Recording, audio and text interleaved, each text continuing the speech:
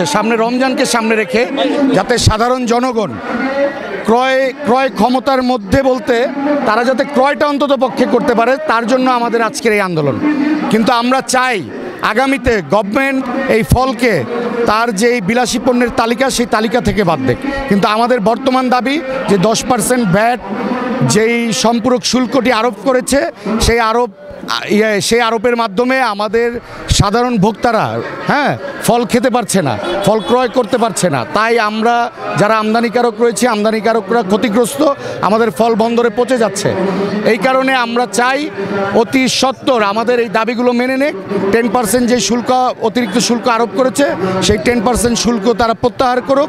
এটা যদি 200 টাকার মধ্যে থাকে, 200 নিচে থাকে, যদি কম হয়, তাহলে একটা গরিব ধনী মানুষ, রিক্সাওয়ালা বলেন, তারপরে তাতে নিম্ন বলেন, তাতে মধ্যবিত্ত বলেন, সবাই কিনা খেতে পারবে।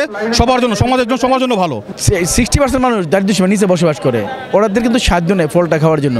আমরা চাই গরিব মানুষের বেশি করে ফল ক্রয় করুক এবং সরকারের এ ব্যাপারে সহনশীলতা উচিত এবং ডিউটি কমানো উচিত। আমি জোরালো দাবি করছি ডিউটিগুলো কমানো হয়। আমাদের দাবি দেওয়া হয়েছে এইখানে যে ফলটা আসে, এই ফলটার ডিউটি অনেক বেশি হয়ে যায়, অনেক বেশি। এরকম বেশি হয়ে মনে করেন এখানে সাধারণ ক্রেতা যারা এরা মনে খাইতে পারে না, এত দাম হয়ে যায়। এই জন্য আমরা চাই ডিউটিটা কমে দেওক, সাধারণ মানুষের ক্রয় ক্ষমতার ভিতরে থাকুক।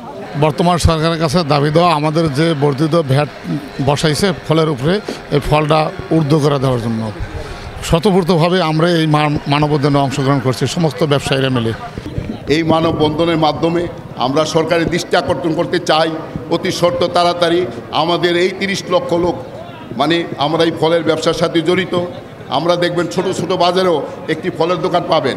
এখানে অনেক মানুষের কর্মসংস্থান হয়েছে, এই কর্মসংস্থান মানুষকে একটা শিল্পতে পরিণত হয়েছে।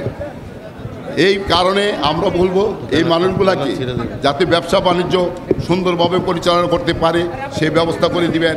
আমাদের দাবি ছোট্ট দাবি, আমাদের দাবি অনেক ছোট্ট দাবি। অনেক টাকা ট্যাক্স দিই আমরা, প্রতি বছর প্রায় 8-10 হাজার কোটি টাকা আপনার ট্যাক্স পান আমাদের থেকে। এর আগে আমরা দিতাম হচ্ছে 118% শুল্ক, এখন আমাদেরকে দিতে হচ্ছে 136.20% শুল্ক। আমাদের দাবি একটাই, ফলকে বিলাসী পণ্য নয়, ফল রোগীর পথ্য এবং শিশু খাদ্য। ফলকে বিলাসী পণ্য থেকে বাদ দিয়ে এটার উপরে যে সম্পূরক শুল্ক দেওয়া হয়েছে, সেই সম্পূরক শুল্ক অবিলম্বে প্রত্যাহার করা হোক। এটাকে সাধারণ মানুষের খাবারের তালিকায় নিয়ে আসা হোক। এখন ফল কোনো সাধারণ মানুষের খাবারের তালিকায় নাই। এখন ফল শুধুমাত্র যারা উচ্চবিলাসী, যারা ধনী শ্রেণীর, তাদের খাদ্য তালিকায়।